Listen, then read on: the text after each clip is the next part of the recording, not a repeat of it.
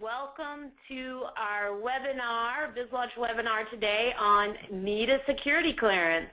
We're so glad that you could join us on this sunny afternoon, and we are very excited to have our presenter today, Tony Anakeef, with us from Williams Mullen, and he is going to be talking about the different variety of security clearances, the importance of those.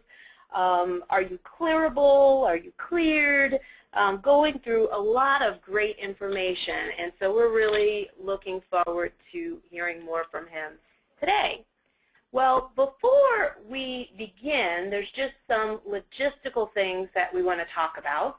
Right now, everybody is in listen-only mode until we have the Q&A session at the very end of the presentation. If you have a question, if you see one of Tony's slides and you're like, I really have a question about that, feel free to type it in to the chat window, and we will make sure that we compile all of those questions. It's a very informative webinar that we're giving today, so you may forget the questions, so definitely go ahead and type those in. And all of that will be moderated by our very own Melissa O'Connor, who's on the line with us as well today.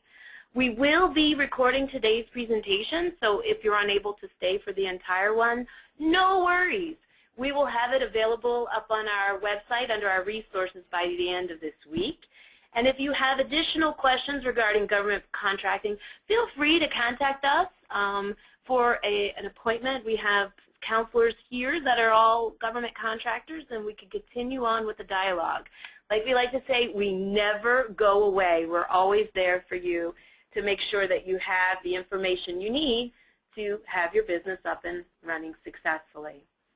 So there I am. I am Tara Palacios, the Director of BizLaunch. Really happy to have you with us today. And our illustrious speaker, Tony Anakeef from Williams & Mullen, is here with us as well. I'm going to go over his bio because I'm really excited that he is with us here today. He is co-chair of Williams & Mullen's government contracting practice. And so his practice itself encompasses counseling, investigations, litigation, trial, and appellate work and training. He is also part of the firm's white-collar team, handling civil false claims acts and related matters. He does a lot of work with domestic and foreign companies with respect to conducting business with the federal and state governments. So I think we have here with us today someone that really knows the ins and outs of government contracting and all the things about what you need to know about getting a security clearance. So with that, I'm going to hand our presentation over to Tony. But also, if you have questions or want to interact with us as we go through the presentation, we will be on Twitter today at our hashtag BizLaunchChat. And you have mine and my fellow compatriot, Lourdes Morales, who's also here at BizLaunch in Espanol. So with that, Tony, thank you very much, and we're very happy to have you here today. Well, thank you very much, Tara. It's a pleasure to be here, and thank those of you who are spending your lunch hour visiting with us on the topic of security clearances. We are going to cover both facility clearances and personal security clearances, a subject that, while distinct, is intertwined. In terms of my firm and my practice, we work with companies of all sizes and at all stages, from folks who are just thinking of becoming government contractors up through the lifespan of exiting out of the government contracting business. And we like to think that you know a great deal about the business in which you're engaged, whatever it might be. My colleagues and I know a great deal about the government contracting world, who plays in it, the processes that go, and some of the ways to success. And we like to think that we can help you grow, we can help you maintain the assets that you've developed, and if you encounter challenges with the government in any way, we like to think we can get you out of that trouble and back on the road to success. Our agenda today is pretty straightforward. It's going to be a bit of a data dump. There are not a lot of great pictures on here, but it's critical if you are in the market where you think you might need a security clearance, or you're looking at ads, excuse me, that say that folks with a security clearance are necessary, that kind of thing. What we're going to cover is the basics of a facility clearance, who needs it, how to get it. We're going to step aside and deal with this concept of foreign ownership, control, and influence. For many companies in the U.S., it's not an issue, but it is something that can add considerable expense to the clearance process. We're going to talk a little bit about ongoing compliance, and then we're going to go over the personal security clearance process, some related issues, and I hope we have time to address questions afterwards. It is actually more important for me that we answer your questions than I get through an entire outline. So please send them in by through the chat box, and then at the end of the program, I'd be glad to answer questions. And I will also be giving you my number and email address if you wish to follow up. So let's get started. The context of security clearance really dates back a long time. The current industrial security program dates back to the 1960s. It started with an executive order, and since then has gone through many iterations. All of us know that the world changed on 9/11/2001. And with that, the number of people and companies that required security clearances has increased drastically. If you think of the cybersecurity, the intel, counterterrorism, and homeland security worlds, which are over and above what the Department of Defense does, the number of people with security clearances today numbers in the hundreds of thousands. And the number of companies that have facility clearance is well into the tens of thousands. So it's a different world. The process is improved. And if you think about Washington, all of us live in this area, it's a curious town. If you listen to the radio, those of you that still do, it is the only place in the United States that I can think of that we get advertisements for jet fighters, amphibious vehicles, and people 300 or more who have TS-SCI clearances without any explanation. So what that is revealing is that while the government used to handle all the classified stuff, today that's being turned over to the private sector. And with that, one comes into the world of facility clearances and personal security clearances. The distinction being personal security clearances are the clearance that an individual has. A facility clearance is the clearance that an entity has. And we will be dealing with that distinction. But the point that's important is that you are going to need people with a personal security clearance to oversee the operation of a facility clearance. So let's turn to facility clearance and let's deal with a little bit of bureaucracy. The technical term of what a facility clearance is an administrative determination, which is the Defense Security Service, from a national security standpoint, that a facility is eligible for access to classified information at or below the clearance being granted.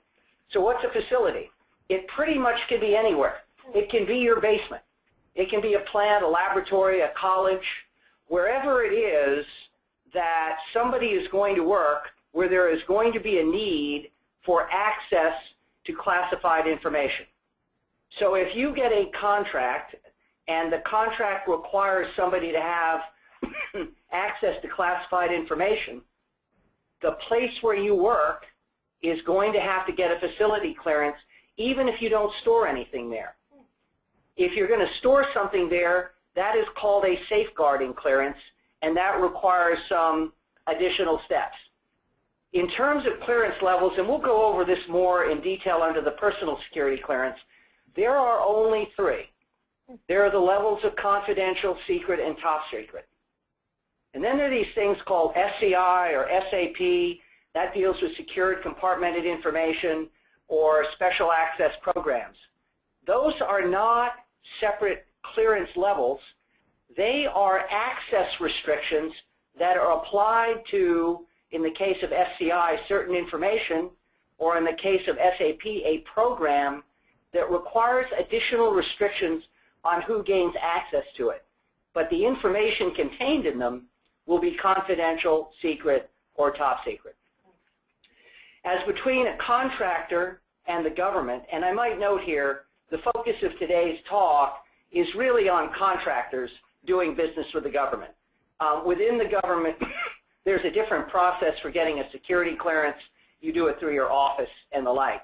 Here what we're talking about is contractors getting security clearances, and the key document will be the DoD security agreement between the Department of Defense and the contractor, which is called a DD 441 or a DD 441-1, that sets forth your agreement to uphold the various laws and regulations that protect the United States. I might note before we pass on that we will be talking mostly about the Department of Defense.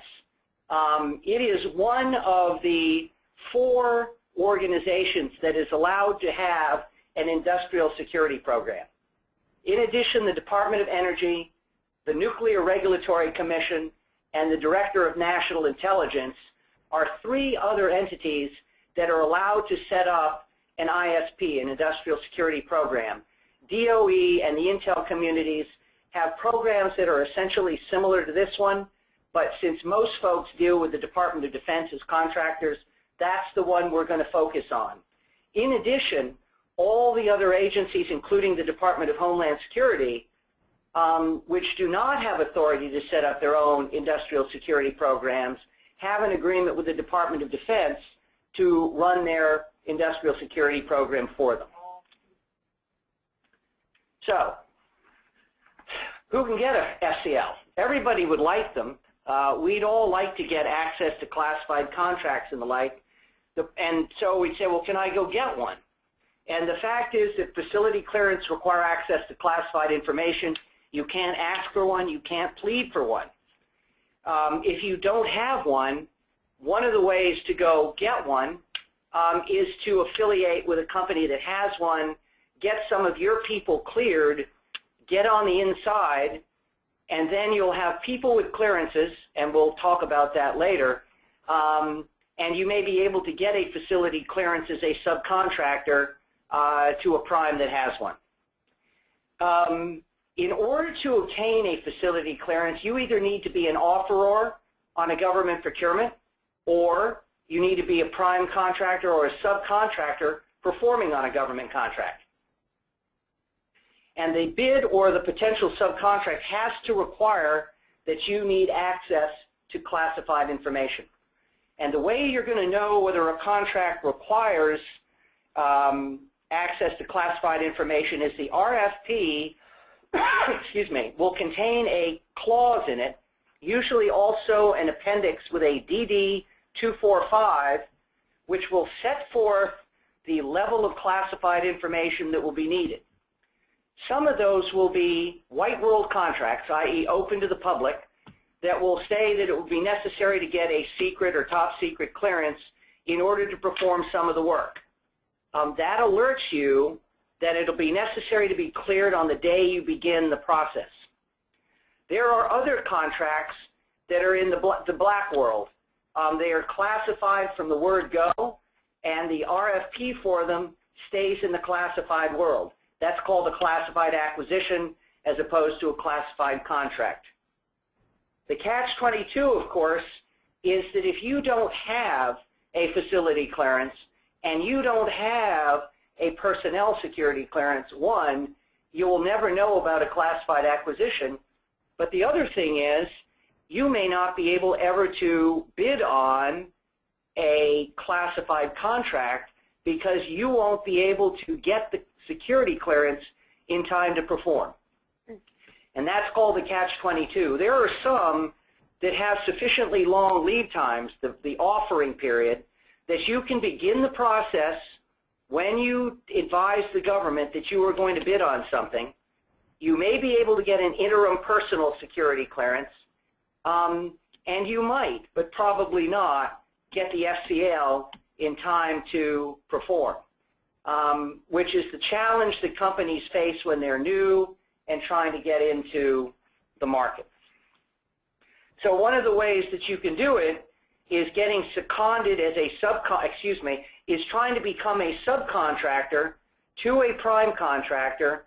That will allow you to go through the process of getting your personnel cleared, and if the government deems that the subcontractor has a need to know, then you may be able to get a facility clearance. Once you get all that in place, you're good to go on a future procurement. The other thing you can do is, even if you can't get an FCL, you may be able to get your personnel cleared and then second them to the prime contractor, i.e. make them employees of the prime contractor so that they can do the classified work, and then the prime contractor pays you for their services. This is sort of the pertinent law that applies. I said that the current ISP program started back in the 60s. It really got going with Executive Order 12829 back in 93, and then it's been, it goes back to Executive Order 10909 back in the 60s, and then comes forward to the most recent one in 1993. Most people don't need to read those.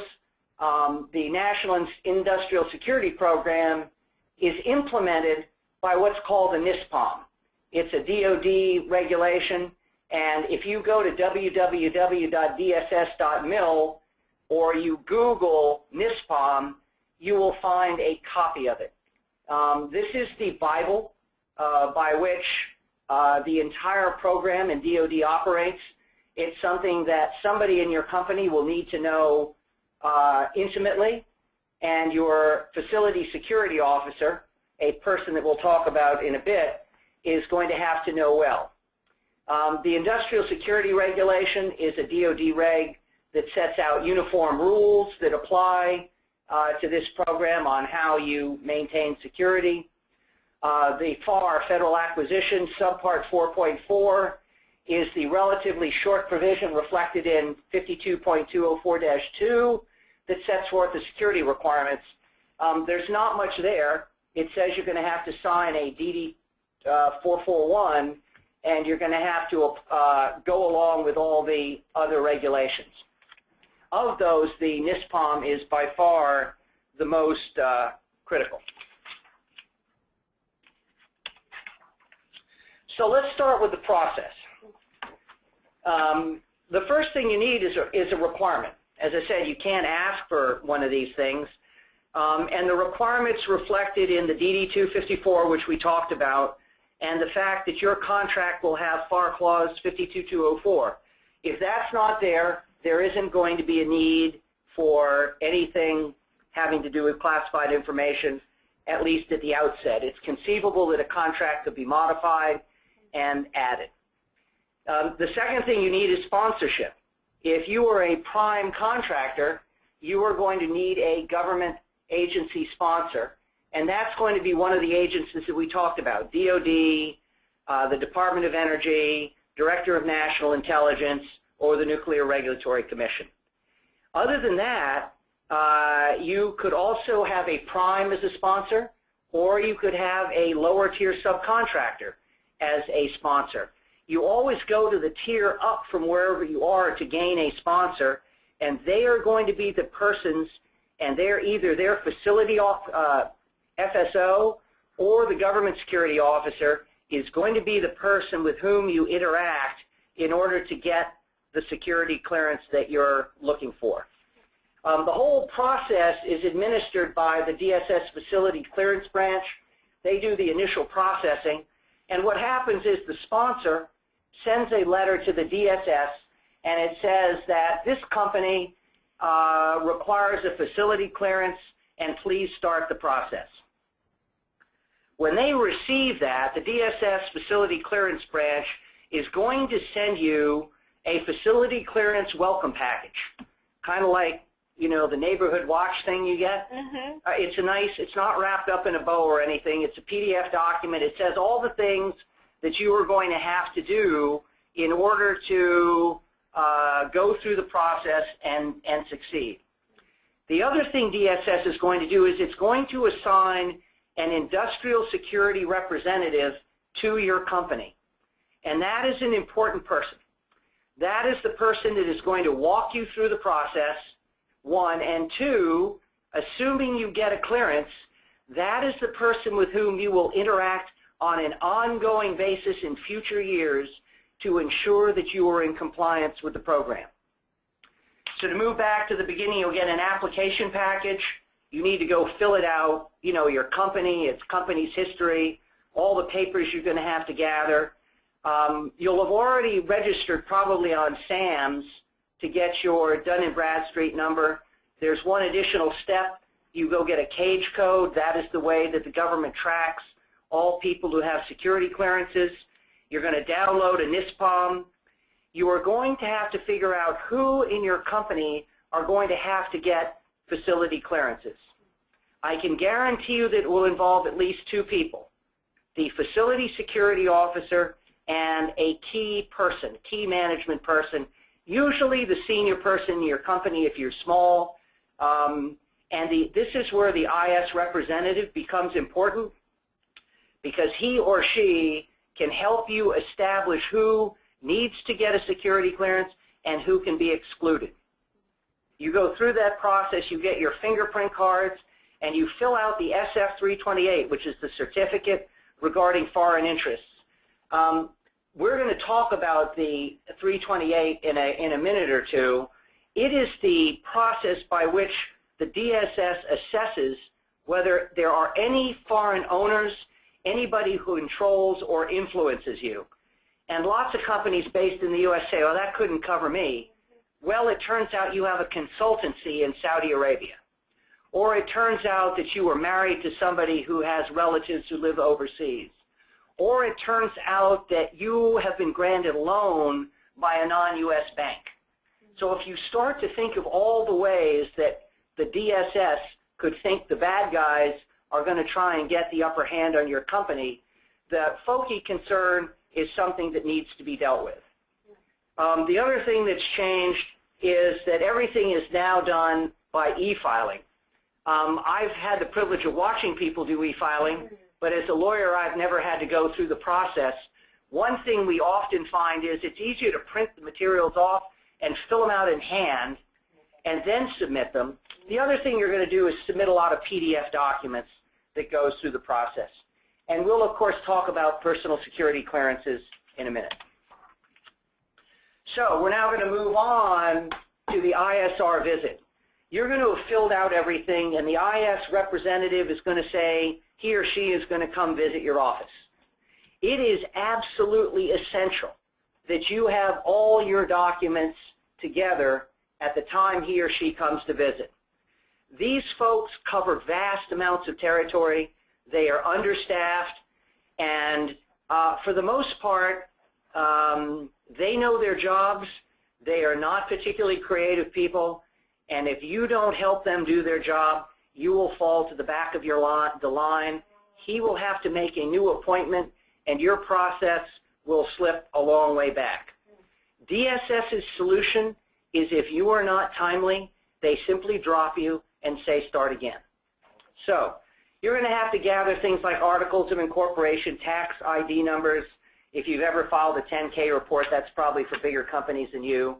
Then your KMP list. You'll have to provide all of these senior folks. And then you'll want to talk to your ISR who needs to get a personal security clearance.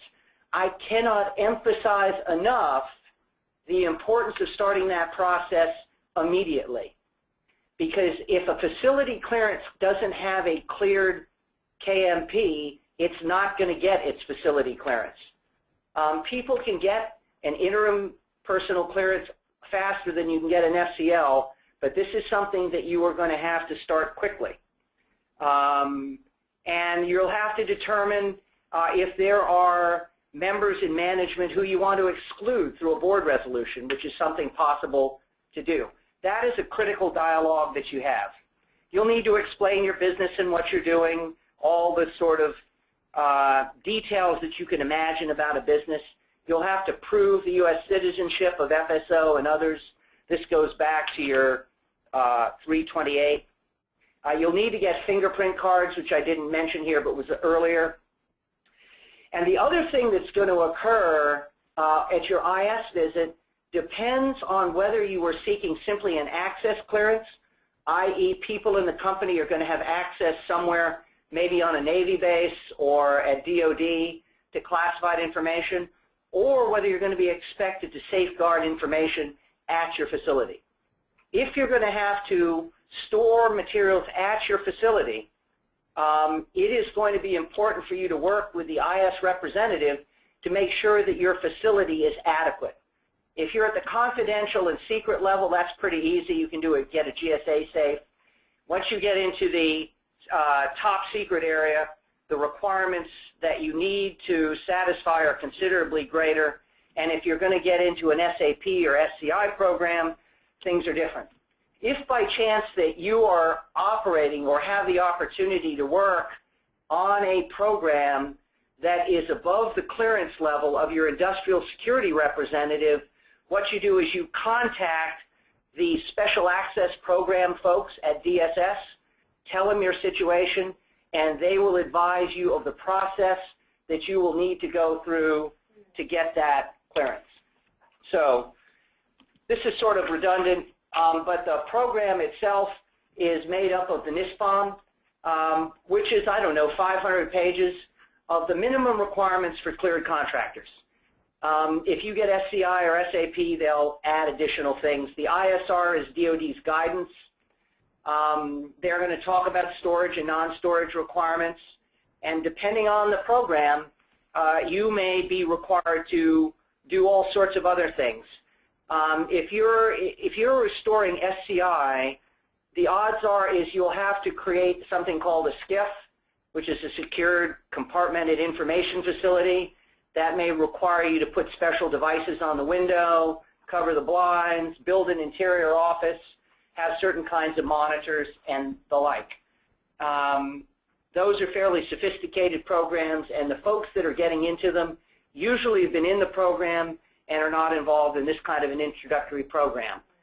You probably want to ease your way into the classified world if you're not there. The other thing that I didn't put on this are the IS letters, industrial security letters. And they are letters that are issued periodically really to inform government agencies and contractors of developments in this world. A recent one came out about cybersecurity and some of the additional things you need to do there. Clearance process. So after the representative gathers up all the information, it goes back to DSS and they go through the process. If there are issues in an FCL, your industrial security representative will come back to you. And there isn't so much of an appeals process here if you get turned down. If you get turned down for other than a personal security reason, it is something that you could fix. It might cost you money. You might have to get a new office. You might have to do something else. But in theory, there is always an office space that one could go rent or buy that you could make appropriate for a facility clearance. So it's a matter of listening to the ISR and doing what they agree. When you get through with the process, the ISR is going to hold a kickoff meeting. And at that kickoff meeting, you'll sign the DD 441 or 441-1, and he will go over all the rules that you're supposed to follow. And all of your ongoing obligations that you need to meet in order to maintain your facility clearance. The other thing he's probably going to do is schedule your first compliance meeting. For the most part, that is done annually. In some instances, if you are new to the game or they have concerns, they might come after 3 months or 6 months. If you have foreign ownership control issues, which we're about to talk about, they may want to talk to you on a more frequent basis. The meetings that are held are fairly pro forma. There's a checklist. Again, The folks that do the ISR work, they come out of the DSS community, and I will tell you that the DSS community is not like you and me. They see black and white.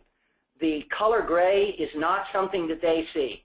You are either right or you are wrong, and they have very little tolerance for the in-between. If things go wrong, you need to fix them and you need to disclose them, and we'll talk about that in the sort of the compliance section. So let's talk a little bit about foreign ownership, control, and influence.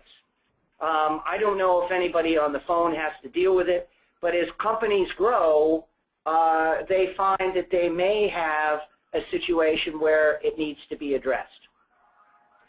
When you are filling out your initial paperwork, you're going to have to fill out an SF-328, and it has about 15 questions that asks in every which way about who owns you, where have you ever borrowed money, do you ever travel overseas, do you have foreign relatives, all that kind of stuff. And the purpose of it is to see is there anybody, either directly or indirectly, who might have the ability to gain access to national security information or affect your handling of it. And so if you do consultancies overseas in Saudi Arabia, or you go to Russia frequently, or you once worked for a company that still pays you a pension that's overseas, all of these kinds of things can lead to the DSS having further on questions. And they make you determine yes or no whether there's any FOCI to be dealt with. If it is minor, it must be either mitigated or negated. And it can be mitigated.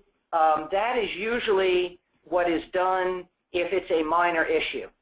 So if you have a foreign owner who owns 1% of your company, or you have had a consultancy and an ongoing relationship with somebody who lives in the United Kingdom, or you have some relationship with folks in Canada, they may ask you to pass a board resolution that excludes your foreign 1% owner from access to classified information.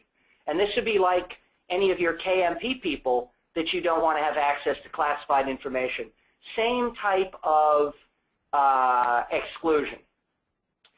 If the foreign ownership, control, or influence is sufficient that they can place somebody on your board of directors, or if you're an LLC, they have a management role, but they don't have power to control, then you might enter into a security control agreement. If you have a situation where the foreign entity is deemed to own or control you, i.e. you're 100% foreign subsidiary to a foreign entity, or say you get all your money from overseas, or all your work is going to be overseas, you may be in a situation where you have to enter into a special security agreement. And with a special security agreement, and sometimes the SCA, you have some added burdens of a technology control plan, a document about affiliated services, and electronic communications plans. The agreement, all of these can be found online, but the security agreement requires you to set up a special committee. You're going to have an outside director or more than one outside director. You'll have to have a plan to deal with how all your technology is handled within the company and outside. You have to explain if any affiliates do any work for you. And you have to explain and chart out how your electronics work. For a lawyer like me, that is an incredibly confusing chart, and you ultimately have to get some web experts, maybe a telephone expert, to assist you in developing that plan. All of that is rolled up. You work with your ISR to get it approved. And to the extent you have to go through these processes other than a board resolution, it can be a fairly expensive process. The voting trust and proxy board, that is also used when there's a lot of foreign interest. That's a situation where the foreign owners basically become passive investors. they turn their votes over to U.S. citizens, and they're then allowed to be involved in the company but don't have access. Once you get your clearance, you have considerable ongoing responsibilities. I mentioned the NISPOM. It sets forth all of the obligations of what you have to do in terms of, you know, not dealing with foreign agents, what you do and how you transport classified information. Your FSO is the most important person here. Sometimes in a small company, the CEO and the FSO can be the same person. As you get bigger, you want to hand that off to somebody else. There's a training component, there's a reporting requirement, and you then have to keep track of everything, and you have to be prepared at your annual or shorter ISR reviews to show the government that you have been doing this properly. Folks that mess up on this, if you're found to be deliberate or willful in not following the NISPOM, there's a good chance you'll lose your facility clearance, and obviously if you have a contract, can't gain access to classified information, you're going to face a termination for default and possibly worse. You can't use your security clearance for profit, which means you really aren't supposed to put it on your website that you have a facility clearance. That's sort of honored in the breach. You see it with personnel, say they have a TS. It's necessary if you're bidding on something, but it's not something necessarily that you should bandy about. The nice thing about a facility clearance is it is indefinite. It stays as long as you have a need to know, which is the contract. If you mess up, you get a 30-day termination notice. And one of these, this can be difficult for a company that, say, is working on IDIQs under a larger contract that are sort of reviewed annually. If you were working for a prime contractor, and they'll remain nameless, but you're working for a prime contractor and you've got a job and you get crosswise with them, and they don't renew your or exercise an option on your IDIQ, all of a sudden you're sitting out there naked with no need for a security clearance, and it gets chopped in 30 days notice. So you need to keep in mind as you build your business, if you're going to be in this space, you'd like to have at least 2 contractors. You'd like to get a prime contract so that you're in control of your own destiny. Wow. As I've said, the consequences of breaching these obligations are severe. And your reporting requirements, if there's an issue, you know, the government might find out about it or it might not. And there are companies that try to sweep it under the rug. When we advise companies, we are always advising that it is much easier to deal with the government when you control the story. And what that means is that if you have issues, it is best to contact your IS representative and tell them about the issue, and don't just dump the problem on them. Explain what you have done to resolve it. So what are the kinds of things? Suspicious contacts. You all of a sudden start getting contacts from China that you didn't know. Someone hacks your system. You get an employee who doesn't want to do classified information. Somebody buys your company. Your CEO resigns or your CFO resigns. Those are all the kinds of changes that you need to keep in mind. If you are about to go bankrupt or you're about to liquidate, those are all kinds of things you need to advise the government about and what you are going to do to protect the government's interests in the hopes that they will not pull your clearance. So, a couple other issues in the facility clearance. If you're in this space and you're doing work overseas, there's a separate program that deals with export controls. If you're in the DoD space, the International Trade in Arms Regulation sets forth license requirements and registration requirements that for manufacturers or exports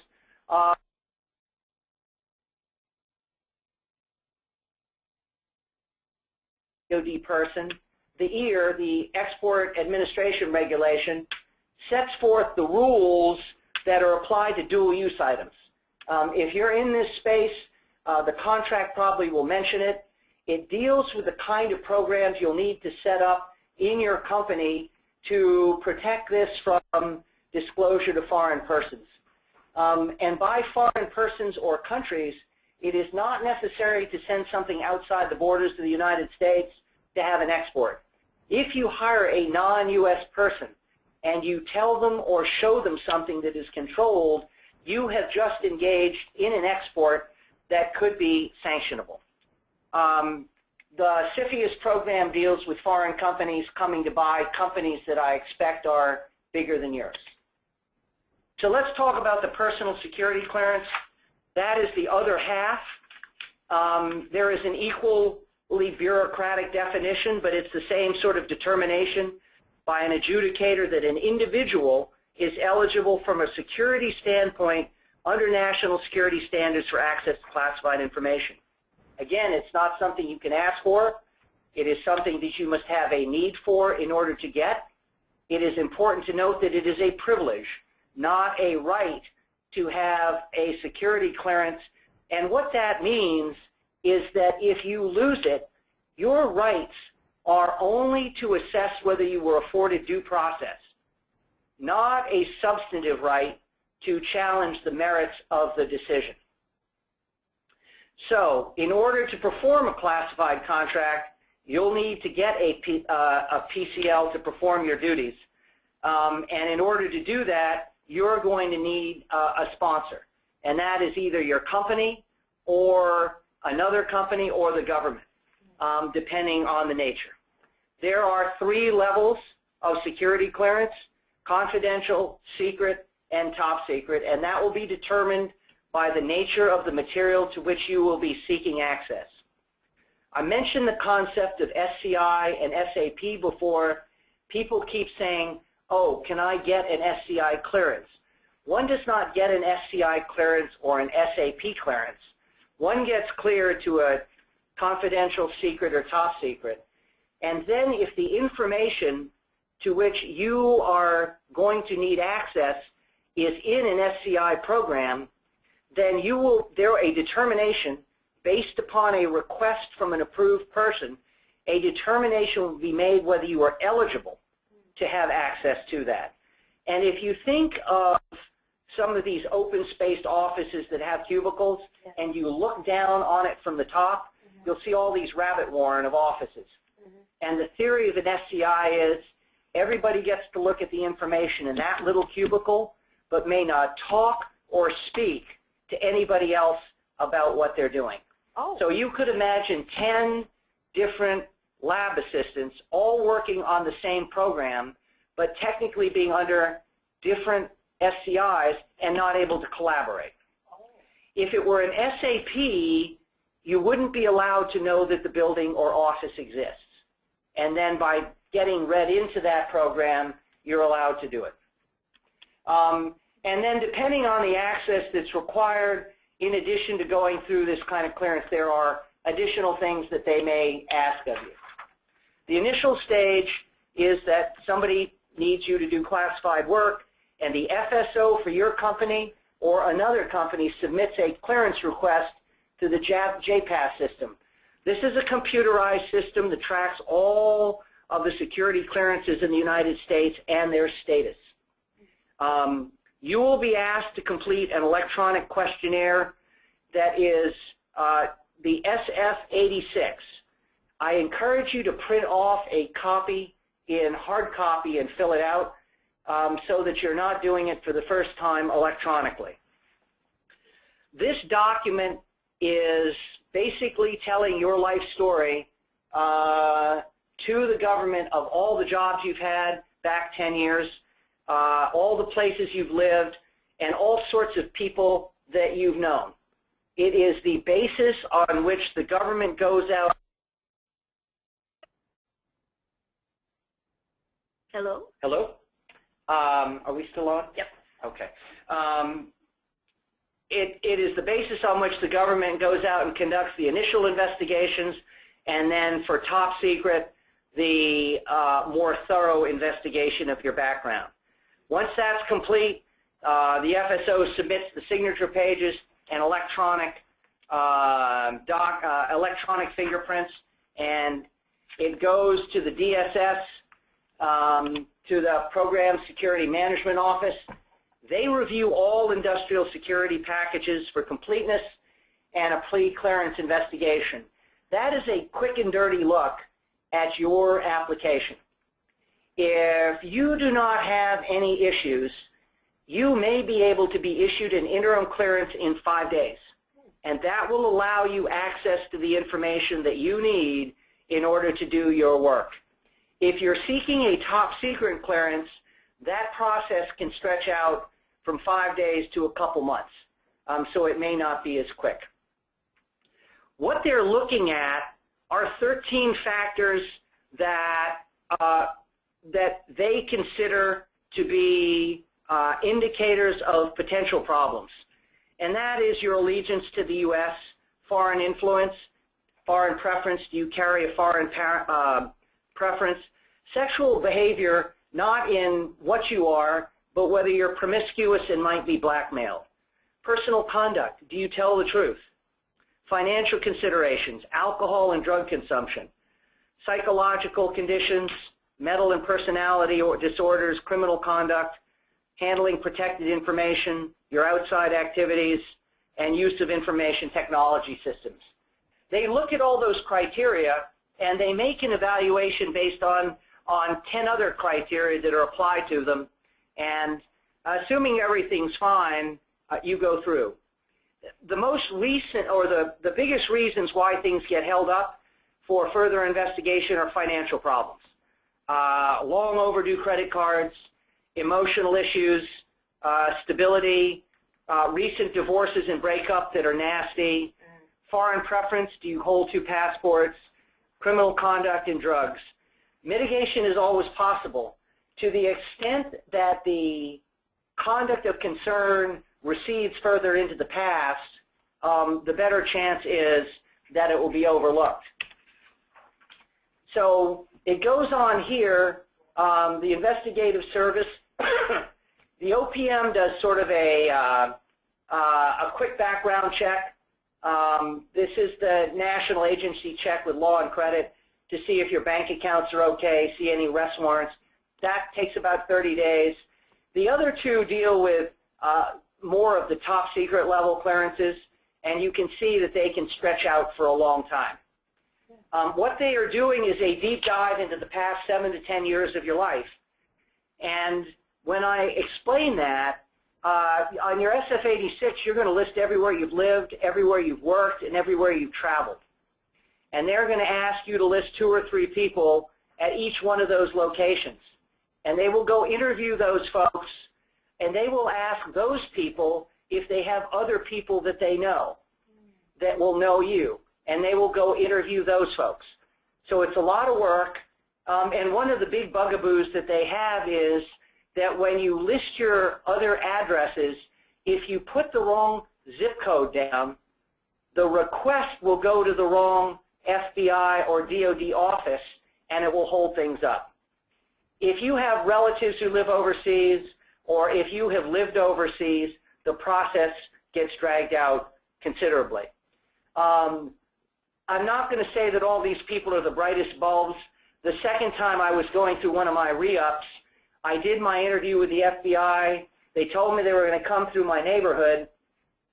And I came home one night, and I like to say there was a dagger stuck in my door, but it was a thumbtack with a letter addressed to me.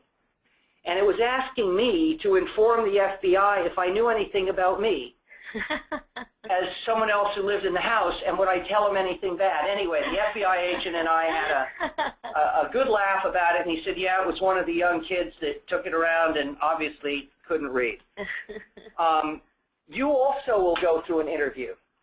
And that's a serious interview. They ask fairly general questions, but these folks are looking for issues. And if there's an issue in your background, hopefully you'll have addressed it in your SF-86.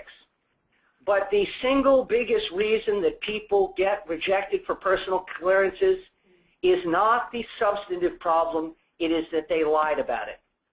I went through the 2012 and 2013 administrative appeals. And the two things that came up were financial issues and cold personal conduct. They lied. The third was drugs. Being honest about your issues and how you've dealt with them is a big thing.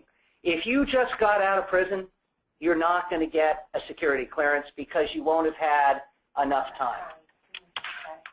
Okay, so it goes through all of this process. They gather up all the information. It's this DoD Consolidated Facility that does it. It reviews the 13 guidelines I've talked about. The 10 factors that I mentioned earlier, you know, these are applied to those 13 factors, and they look at the nature, extent, and seriousness of the conduct. What was the circumstances surrounding the conduct, including knowledgeable participation? You know, if you were in the car and somebody did a drug deal and you got arrested for it and you were 15 at the time, as opposed to you being the driver and doing the deal, okay? What's the frequency and recency of the conduct? This was a big thing back in the 70s, 80s, and 90s when it wasn't clear that if you had smoked pot or used cocaine, whether the FBI or DoD would ever let you in. And so people were kind of tortured about it. Today, if it's in your past, a good ways back, you got to be honest about it if it falls in the time frame. You got to make sure that you've addressed it. Voluntary participation or involuntary. What kind of rehabilitation or permanent behavior changes have you made? What motivated you for the conduct? So was it a one-time episode that you bounced your credit card, or do you have 15 credit cards that you can't seem to keep up with? Alimony and child support. The likelihood of continuation or recurrence of the conduct. So the problem is if it was recent, it's going to be difficult for the government to assess whether you're going to be a repeat offender or have issues. So they go through that, they make a final determination that's ultimately left to the agency that is going to give you your clearance. The key thing about this is it's an extremely high standard. I'm going to read it. Any doubt regarding whether access to classified information is clearly consistent with national security, that's the standard, must be resolved in favor of national security. That's a nice way of saying if there's an issue, they deny your clearance. So, if it's clearly consistent with national security, you get the clearance. If there are issues, it's referred to the Defense Office of Hearings and Appeals. And you will get a letter of intent to deny a clearance or a statement of reasons for revocations. This is a serious process. It is not something that you should pen on a bit of foolscap or line paper and send in. This is your career on the line, and what you need to do in giving if you don't turn in a statement of reasons, your clearance will be denied. In submitting your statement of reasons, you will be very focused on the statements of reasons which you need to address. But your response, you can bring in all sorts of other things to show a broader picture that you are a good person. And you need to file that response. The time limits on these things are incredibly short. They're 15 days, 20 days, things like that. The other decision you'll have to make is whether to have a hearing or not. You can choose to submit everything on the paper, i.e. the government's reasons and your response. The fact is that most cases that are referred to on the papers, the clearance is denied by a long margin. It's therefore always useful to have a hearing. The hearing will be held somewhere near where you live. It'll be before an administrative law judge. You can have a lawyer, you can have a representative, or you can do it yourself. Depending on how much you value your job, I encourage you to get an experienced counsel or someone who has done this before. And the reason is you want to be able to cross-examine the government's witnesses, and you want to build a great story about yourself. And that may involve looking at all sorts of other things besides what they're focusing on. They may be focusing on your credit. And you may be a great Boy Scout leader. And the reason that you're in debt is that you fronted a lot of money to develop a Boy Scout camp that helped a bunch of kids, and you got behind on your payment. But that shows that you're a leader, you're a good person, and there was a good reason why you got in trouble. Again, if you lose there, you can appeal. It's on the record. Again, the standard is incredibly high, clearly consistent with national security, and you may not go to the courts.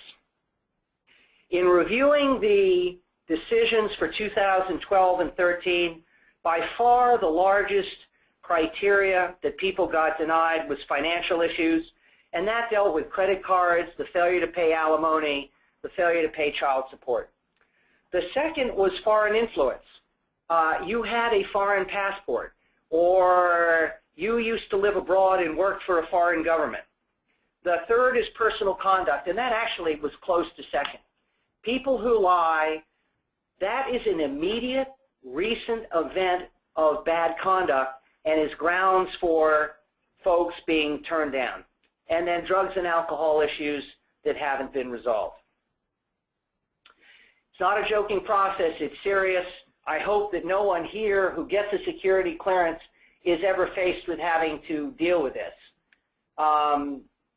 The personnel security process you can find at this link, and it's self-explanatory. Conclusions. These are valuable assets. As you can tell from the ads in DC, and with the huge growth of the cybersecurity industry, these are things that are valuable. They also take planning and effort to get, and they require continued vigilance to maintain. With that, I'm happy to answer any questions from those of you who are remaining on the line. Yes. The one thing I will tell you, that a lot of what I said can be re-explained and is set out increasingly clearly on the DSS website. If you go to www.dss.mil, or you Google security clearances, which will take you to the same place, you will find many of these processes laid out for you in what I would call non-government normal speak. And a lot of the documents that I've referred to, samples are there. But it is something you need to pay attention. I think it's good to go through an overview like this before you undertake it. And good luck as you go forward in advising folks or seeking your own clearance. Okay. Well, thank you for that very detailed and informative webinar, Tony. We do have a few questions. And so we're going to try to see how quickly we can get through those. Okay. And Melissa, I know you have 3 questions on the line. Yeah, that's right. So we can just get started with the first one. The first one is, can you request an FCL if the contract that you're bidding requires an FCL? Yes. As a matter of fact, if the contract you require specifies an FCL, you will have to get it. So if you were seeing an RFP that says you need an FCL, you immediately begin the process, and you would contact the contracting officer and say that I would like to bid on this, and would you begin the process? We've got to go back to the catch-22, because if you only have 2 weeks to respond and the government's going to award the contract a few weeks hence, you're never going to get through the process. If there's a bit of a long lead time, it's something that you may begin to get through, and the government may give you a little bit of slack on it. This would be an appropriate question in the Q&As once you get an RFP. That would be one of the questions I would ask right off. I don't have an FCL. I have somebody with a personal security clearance to do it. If you don't have one and you need one, that might be an opportunity for you to seek a teaming partner with somebody who has a facility clearance, and then you become a teaming partner. You can second your folks to the other company. You then seek a facility clearance as part of that effort. Oh, that's a good idea. And the second question, Melissa? The second one is, how does the foreign interest work for those companies where the owner and spouse are from a foreign country and still have family there? Can you ask the question again? I'm not sure I understood it. Sure. It says, how does the foreign interest work for those companies where the owner and spouse are from a foreign country and still have family there? Okay, so I assume, first of all, that the owner and spouse, even though they were from a foreign country, are now U.S. citizens. If they are not U.S. citizens, they cannot seek a security clearance. So assuming that the owner is a U.S. citizen, then in the facility clearance, there will be a question that will reveal that, again, if it's sole owned by the company, the company may not have an issue. However, you, for your personal security clearance, may have issues. You will disclose that your wife is maybe a U.S. citizen, that you have family overseas. During the course of your personal security clearance, those will all be investigated by DoD or the FBI. And depending on the results, you may be turned down for a personal security clearance. If you are the owner and you're turned down for a personal security clearance, you may not be able to get your FCL. The recent example that I saw in the appeals cases was that the owner of a company was originally a Pakistani. He worked for the Pakistani government. He came to the U.S., became a U.S. citizen, still had ties back in Pakistan, still had ties to the Pakistani government, and still had family in Pakistan. And the government ultimately determined that they were going to deny the security clearance in that instance. But as to the FCL itself, assuming you can satisfy the personal security clearance issues, if they're it will depend on the extent to which your family influences you, i.e., did they give you a loan? Do you have any contracts with them? Do you visit them frequently? What say do they have in your company? Those are all the kinds of questions that will get asked and could affect it one way or the other. How it will play out is a fact-based situation. But that's the kind of issues that we deal with as a law firm with companies coming into this. I could see. Third question, please.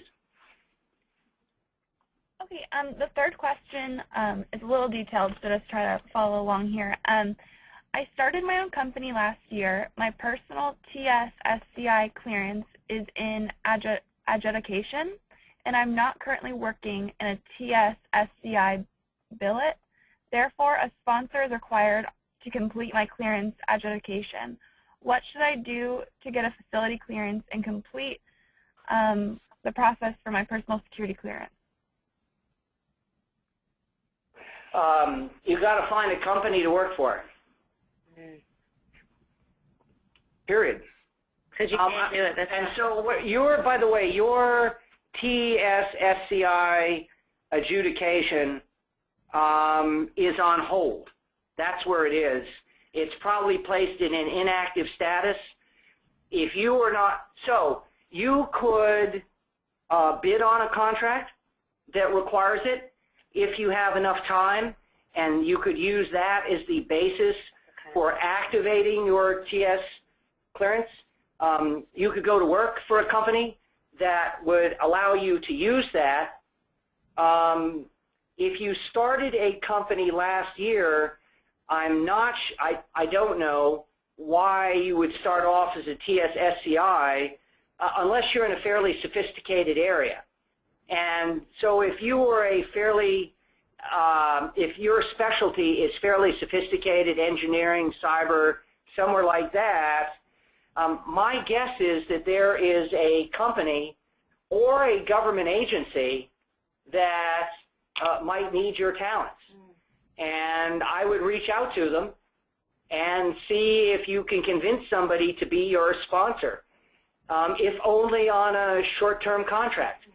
But one thing people do is when they get a security clearance and it's about to run up, well, one thing you might ask is, look, can you retain me as a consultant 5 hours a year? And will you hold my clearance, or 5 hours a month? And so, 2 or 3 hours a month you come and you consult with a company. They keep you on your rolls with an active clearance, and then when you get your new company, you simply transfer over to it. I hope that answers the third question. Well, Tony, thank you so much. I know we ran a little bit over, but I think the information was amazing, and we really appreciate the security clearance information. One last thought. There is on the webinar my telephone number and my email address. In addition to the resources of Arlington Economic Development, wonderful team of business consultants that I encourage you to use. If you have questions about security clearances, I would be happy to answer them over the coming days. Thank you. We really appreciate it. That's awesome. And so with that, we're going to sign off. We really appreciate you taking your time out for lunch to be with us today, getting information on security clearances. Have a wonderful day, everyone.